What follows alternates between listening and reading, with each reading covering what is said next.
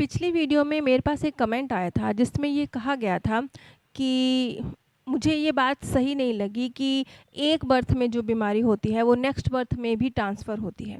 अब जहाँ तक इस बात का सवाल है, मुझे नहीं याद कि मैंने इस बात को कब किस वीडियो में किस तरह से कहा है। लेकिन हाँ, ये ज़रूर है कि जैसे कि जेम्स स्प्रांग हैं, उनकी जो रिसर्च रही है वो बहुत महान साइकिक हैं, आज की तारीख में भी वो अमेरिका में काफ़ी पॉपुलर हैं। तो उन्होंने अपनी उनकी एक बुक है टॉकिंग टू हेवन, इसमें उन्होंने लिखा है कि जो जैसे सेल्फ लव की जिन लोगों में कमी होती है तो वो कैंसर के रूप में परिवर्तित होती है। इसी तरह से केविन और इयान जिनकी जो बुक उन्होंने लिखी है बोर्न अगेन, बहुत लंबी सीरीज़ है इसकी और काफ़ी लंबी रिसर्च है उनकी, कई 40-50 वर्षों की रिसर्च है इयान और केविन की।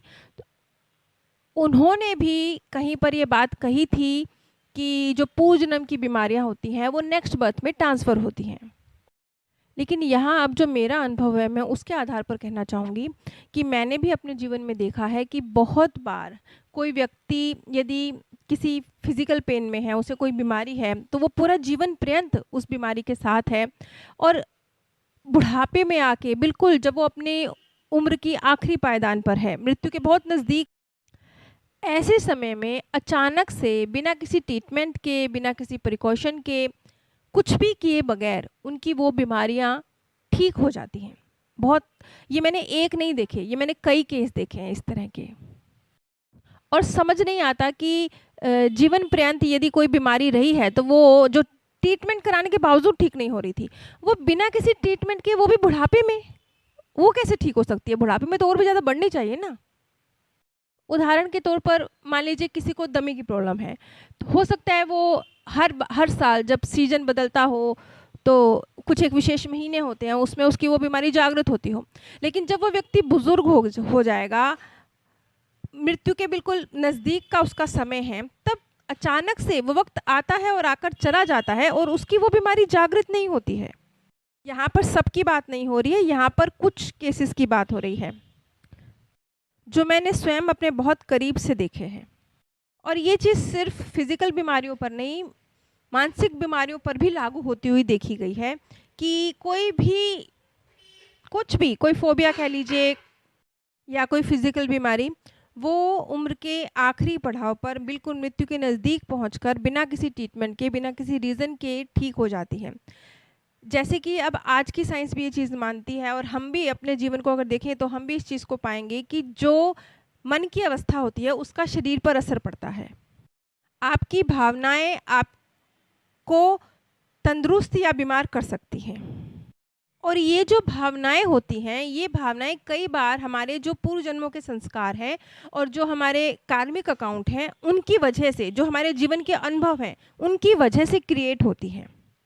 अब उदाहरण के तौर पर मान लीजिए कि किसी व्यक्ति में किसी भी चीज़ का बहुत गहरा अहंकार है, वो कुछ भी हो सकता है, वो रूप का अहंकार हो सकता है, वो धन का अहंकार हो सकता है, वो पूरा जीवन अपना उसी अहंकार के साथ उसने जिया है और इसे अब उसने कभी अपना अहंकार समझा भी नहीं। उसे इसने बहुत, मतलब बिल्कुल मैं सही हूँ, कभी अहंकार की नज़र से देखा भी नहीं, ये समझा भी नहीं कि मैं अहंकारी हूँ, पूरा जीवन उसने जी लिया। इस तरह का व्यक्ति हो सकता है उम्र के किसी भी पड़ाव में, मान लीजिए उसे रूप का अहंकार है, तो हो सकता है उसे किसी तरह की कोई फिजिकल प्रॉब्लम हो जाए, कोई स्किन प्रॉब्लम हो जाए। अगर उसे धन का अहंकार है तो हो सकता है उसे, आप डिप्रेशन कह लीजिए या बेचैनी कह लीजिए, इस तरह की कोई प्रॉब्लम हो जाए। क्योंकि ये बात समझने की है कि जहाँ पर अहंकार आता है वहाँ पर डर आता है। ये दोनों चीज़ें एक दूसरे से गुथी हुई हैं, स्वाभाविक है ना। मान लीजिए आपको रूप का अहंकार है या मान लीजिए आपको धन का अहंकार है, तो जितना अहंकार होगा ना उसी हिसाब से डर भी होगा कि हाय कहीं ये मुझसे छूट ना जाए, कहीं मेरे रूप पे कोई असर ना पड़ जाए, कहीं मेरा धन ना मुझसे छिन जाए। किसी भी चीज़ का अहंकार हो सकता है, वो आपको शोहरत का भी हो सकता है, किसी भी चीज़ का, उसके साथ साथ डर भी होगा। और ये बात तो सबको पता है कि डर की फीलिंग आपको बड़ी आसानी से बेचैनी और डिप्रेशन में धकेल सकती है। अब हम फिर उसी व्यक्ति पे आते हैं। मान लीजिए उसे इस तरह का कोई अहंकार रहा है, ये जीवन जीने का उसका तरीका रहा है, ये उसका एक बहुत गहरा संस्कार रहा है। तो अब ये जो एक नेगेटिव संस्कार है, इसका असर तो सामने आएगा। हो सकता है उसके अंदर डर की फीलिंग्स बहुत ज़्यादा क्रिएट होने लगे, चीज़ें, धन है कहीं खो ना जाए, कुछ रूप है कहीं खो ना जाए, डर, अहंकार, ये चीज़ मिल के उसके अंदर एक फिजिकल बीमारी पैदा कर सकती हैं, क्योंकि फीलिंग्स ही तन पर असर डालेंगी। मन की फीलिंग्स तन पर असर डालकर सामने आएंगी। तो हो सकता है उसे कोई स्किन प्रॉब्लम हो जाए या उसे बेचैनी की, घबराहट की प्रॉब्लम हो जाए। अब वो व्यक्ति अपने बुढ़ापे में इसी संस्कार के साथ जीवन जिया है, बुढ़ापे में भी उसका ये वाला संस्कार बहुत स्ट्रॉन्ग है, तो जीवन के अंतिम समय पर उसे इस तरह की कोई बीमारी हो सकती है, स्किन प्रॉब्लम हो सकती है या बेचैनी की प्रॉब्लम हो सकती है, और उसकी मृत्यु हो जाती है। अब उसने अपने इन भावों को ठीक करने के लिए कोई काम तो किया नहीं है, तो ये भाव, ये संस्कार ऐसे के ऐसे नेक्स्ट बर्थ में ट्रांसफ़र हो जाएंगे। अब क्योंकि वो ऐसे के ऐसे नेक्स्ट बर्थ में ट्रांसफ़र हो गए हैं, तो अब वो डर भी ऐसे की ऐसे ही नेक्स्ट बर्थ में ट्रांसफ़र होगा, और शरीर तो नेक्स्ट बर्थ में भी मिलेगा ना। तो जैसे पूर्व जन्म में आपके मन का असर शरीर पे पड़ रहा था, तो अगले जन्म में भी तो पड़ेगा ना। तो वो जो संस्कार है, जो फीलिंग्स हैं, जो डर है, जो अहंकार है, वो ट्रांसफ़र हुआ, और उसका असर स्किन प्रॉब्लम के रूप में या बेचैनी की प्रॉब्लम के रूप में नेक्स्ट बर्थ में उसके साथ कैरी फॉरवर्ड हुआ। तो इस तरीके से एक जन्म की बीमारी दूसरे जन्म में ट्रांसफ़र होती है। अब जैसे केविन की रिसर्च थी, उन्होंने कहा था कि जिन लोगों की मृत्यु, मान लीजिए किसी की मृत्यु माथे पे गोली लगने से हुई है, किसी की चाकू मारने से हुई है, तो उन्हीं जगहों पर निशान देखे गए हैं। पेट में चाकू मारने से हुई है तो पेट पर निशान बाय बर्थ ही होते हैं, माथे पर निशान, अगर गोली लगने से हुई है तो माथे पर निशान बाय बर्थ ही होते हैं।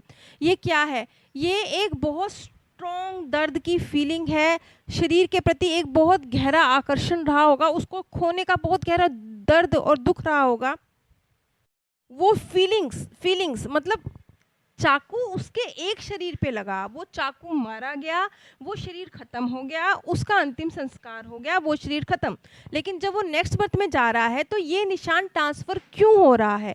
ये निशान ट्रांसफ़र इसलिए हो रहा है क्योंकि वो फीलिंग्स, वो डर, वो शरीर से प्यार, वो वाली वजह जिसकी वजह से घबराहट वो जो क्रिएट हुई थी, वो भी नेक्स्ट बर्थ में गई है। और वो वाली जो फीलिंग्स थी, उन फीलिंग्स ने एक बार फिर शरीर पर असर दिखाया, और शरीर के उसी हिस्से पर हल्का सा या कभी कई बार गहरा भी निशान देखा गया। वैसे ये एक अलग चीज़ है, क्योंकि इस तरह के निशान फिर बड़े होने के साथ साथ ठीक हो जाते हैं। लेकिन जो जीवन पर्यंत जिया है किसी गलत संस्कार, किसी गलत बिलीव के साथ, मान लीजिए अहंकार के साथ जिसका हम जिक्र कर रहे थे, उसने तो उसको ठीक करने की कोशिश नहीं करी ना, उसने तो उसको सही मानकर जिया। नेक्स्ट बर्थ में जब वो जाएगा तो वो उसी अहंकार को रिपीट करेगा, और फिर वही फीलिंग्स, वही डर रिपीट होगा, और फिर वही मन की बीमारी तन पर प्रकट होना शुरू हो जाएगी।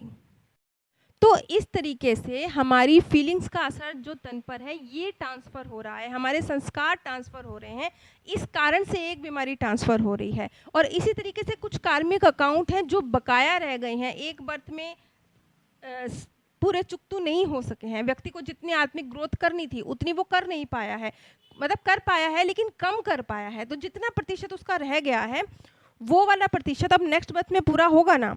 मान लीजिए आपने 3 चैप्टर करने थे, आपने 3 नहीं करे, आपने 2 करे, 1 रह गया, तो 1 आपको बाद में निपटाना तो पड़ेगा ना। तो उसी तरह से कुछ लोग जिनके जो लाइफ लेसन थे, जिनको या जो कार्मिक अकाउंट थे, कुछ प्रतिशत पूरे किए, लेकिन कुछ 20, 30, 25% जो बाकी रह गए, पूरे नहीं हो पाए उस बर्थ में, वो नेक्स्ट बर्थ में ट्रांसफ़र होंगे, और वो बीमारी नेक्स्ट बर्थ में जाएगी उनके साथ। और इसी तरीके से उल्टा भी होगा, कुछ लोग जिन्होंने अपने ऊपर काम किया है, जिनके कार्मिक अकाउंट जीते जी चुकतू हो गए हैं, उनकी बीमारियां जीते जी, बिना किसी ट्रीटमेंट के, बिना किसी वजह के, बिना किसी रीज़न के, बिना किसी कोशिश के, उम्र के आखिरी पड़ाव में आकर ठीक हो जाएंगी। तो ये जो एक बात कही गई थी कमेंट में कि ये सुनकर अच्छा नहीं लगा कि बीमारियां भी ट्रांसफ़र होती हैं, तो इस बात को समझिए कि ये चीज़ इस तरीके से नहीं है। ऐसे नहीं है कि आपकी एक बीमारी नेक्स्ट बर्थ में ट्रांसफ़र हो रही है। कुछ रीज़न है, कुछ कार्मिक अकाउंट हैं जो चुकतू नहीं हुए, कुछ संस्कार थे जिन पर काम नहीं हुआ, कुछ डर थे जिनको ख़त्म नहीं किया, कुछ भावनाएं हैं जिनमें सुधार करने की ज़रूरत थी, सुधार नहीं किया। इस वजह से ट्रांसफ़र हुई हैं। और इसके उलट भी होगा, अगर आपने अपने ऊपर काम किया, अगर आपने आत्मिक ग्रोथ को पाया, अगर आपके कार्मिक अकाउंट आसानी से फिनिश हो गए हैं, आपने अपने लाइफ लेसन अच्छे तरीके से क्लियर कर लिए हैं, तो बहुत आसानी से बिना किसी रीज़न के वो बीमारियां चली भी जाएंगी। ये दोनों चीज़ें दोनों रूप में इस तरह से काम करती हैं। तो कम शब्दों में हमें इस चीज़ को समझना है कि जो भी बीमारियां अगर हमें हैं, तो वो हमारे कार्मिक अकाउंट्स और हमारी भावनाएं, गलत भावनाएं, उनका रिजल्ट है। जैसे जैसे वो चुकतू होते जाएंगे, जैसे जैसे हम अपने ऊपर काम करते जाएंगे, आत्मिक ग्रोथ को पाते जाएंगे, अपने संस्कारों को पॉजिटिव करते जाएंगे, वैसे वैसे उन बीमारियों से स्वाभाविक तौर पर कुदरतन हमें छुटकारा मिलता जाएगा। और जो कुछ मैंने कहा वो कितना सत्य है, अगर आपने इस चीज़ को चेक करना हो तो सिर्फ 15 दिन, सिर्फ 15 दिन। वैसे मुश्किल काम है ये, सरल तो नहीं है, लेकिन फिर भी कोशिश कीजिए, मुश्किल काम करने की भी कोशिश कीजिए। सिर्फ 15 दिन आप अपने आप से ये कहिए कि मैं, मेरे जीवन में जो भी उलझने और गड़बड़ियाँ हैं उनके विषय में मैं नहीं सोचूंगा। जो चीज़ मेरे कंट्रोल में नहीं है और वो मेरे जीवन में है, मैं उसके विषय में नहीं सोचूंगा। सिर्फ 15 दिन, 16वें दिन से मैं फिर से सोचना शुरू करूंगा। सिर्फ 15 दिन का ब्रेक ले रहा हूँ। तो उसी 15 दिन में आप अपने तन पर जो असर महसूस करेंगे, सिर्फ 15 दिन में आपको जो कुछ भी मैं कह रही हूँ उसकी सत्यता पर यकीन दिला देगा। नीचे डिस्क्रिप्शन बॉक्स में मैंने आप सभी के साथ अपने सेकंड चैनल का लिंक शेयर किया है। इन दोनों चैनल्स पर ही जो प्रकृति के गूढ़ रहस्य हैं, जो मृत्यु के बाद की दुनिया है, जिसके विषय में बहुत सारी भ्रांतियाँ हैं समाज में, उन सब के विषय में जो लोगों के सत्य अनुभव हैं उनके आधार पर जानकारी दी जाती है। आप सभी पर परमात्म सौंदर्य, प्रेम और आनंद सदैव बरसता रहे। आप सभी दिव्य